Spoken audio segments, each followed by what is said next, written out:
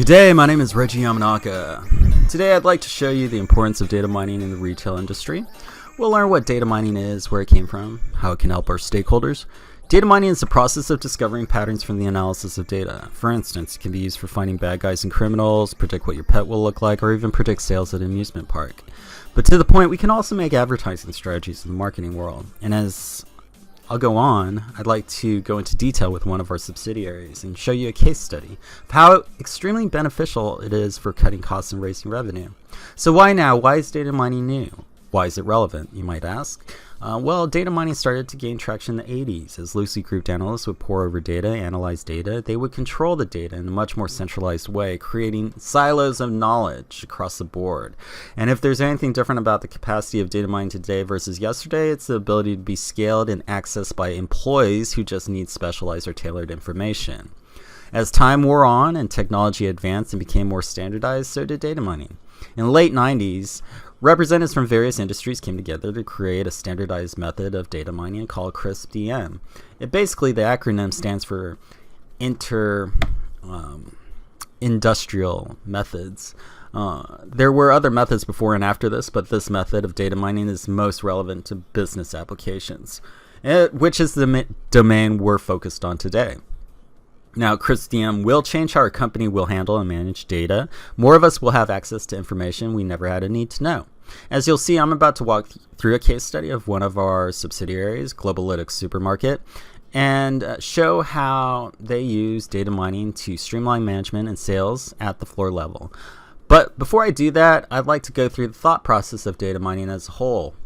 Here's a pie chart of the steps taken. I consolidated the first step into defining the problem. It's actually two steps: business understanding, data understanding.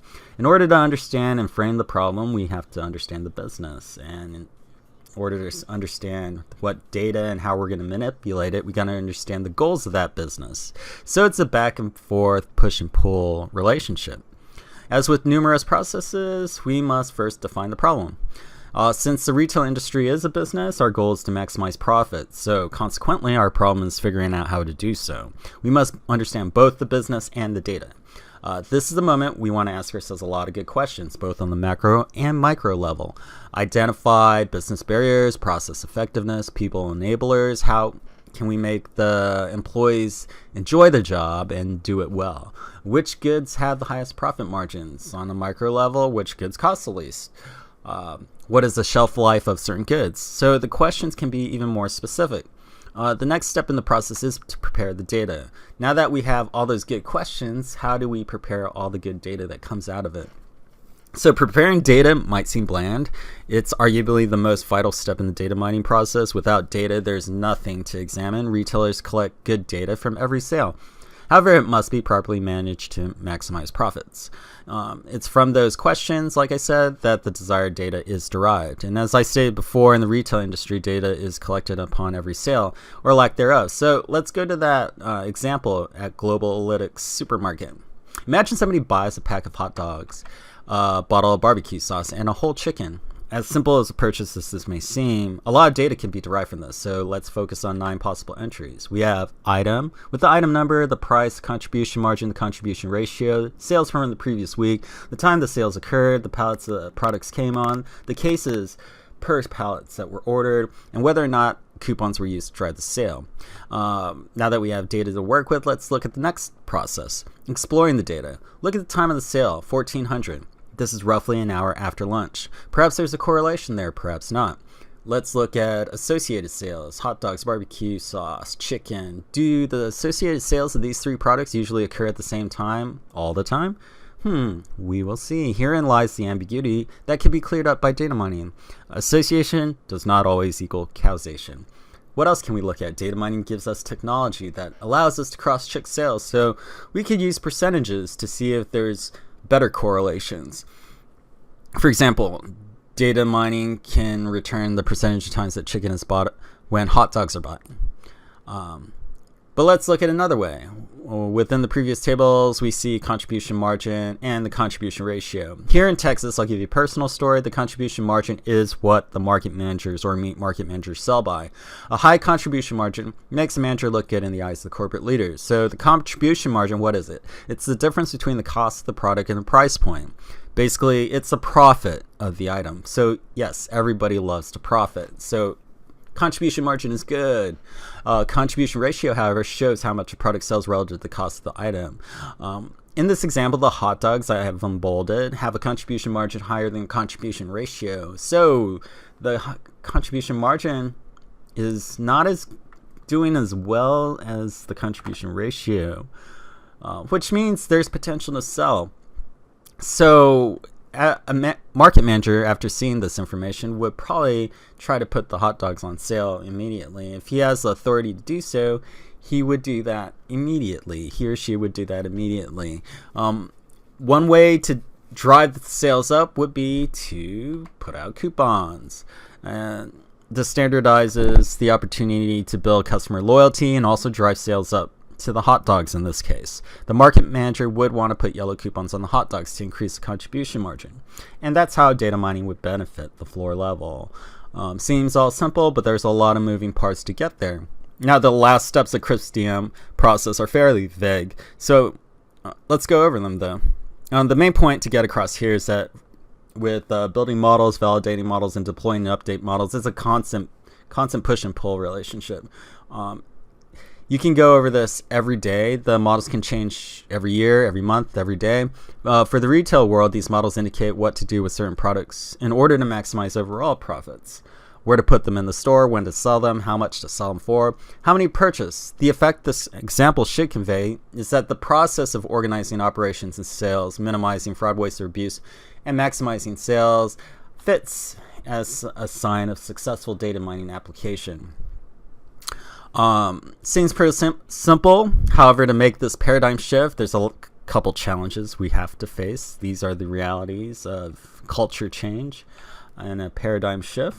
We'll have to ensure job security, power, time, budget, and pride are just taking different forms. Managers will definitely lose their sense of job security as what they might have been comfortable with, living a wild, wild west of managing their specific floor. As it becomes more incorporated, as each store across the state becomes more incorporated, we'll notice that each meat market looks the same in every store. And managers will lose a sense of identity as we shift to this culture change.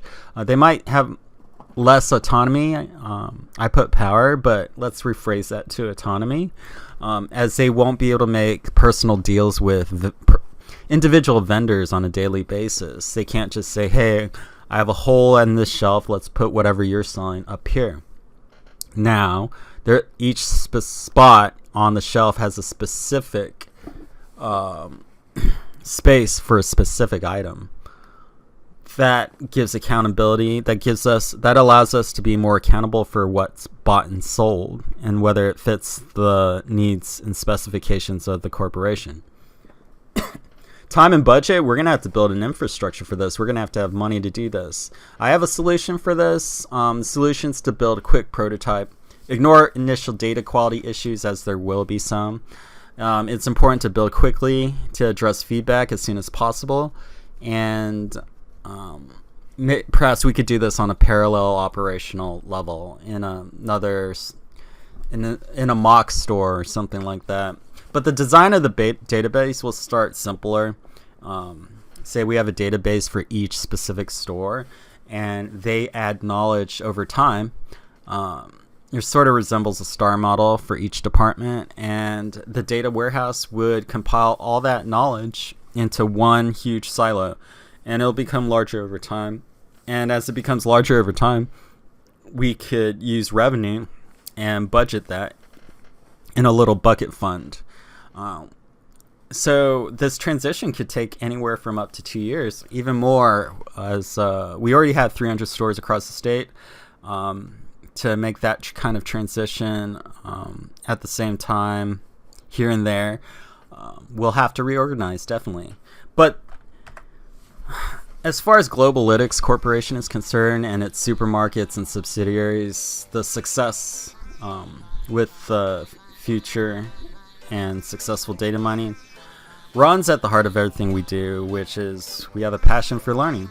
Our company is built with a foundation for harnessing culture, trends, and all forms of data to reveal insights that have the power to inform and reshape business. And to achieve this, we will be deploying a suite of proven online and offline tools. And I'm excited. These tools are the catalyst for unleashing our unique perspective and ultimately enable us to deliver connected solutions for all our clients, supermarkets, nonprofits, what have you. There are many other examples as we'll go on later this week, but if you have any questions, that I just went over an example of how data mining will help retail at the floor level. If you have any questions, I'll be waiting. Thank you for your time, and thank you for supporting Globalytics Corporation.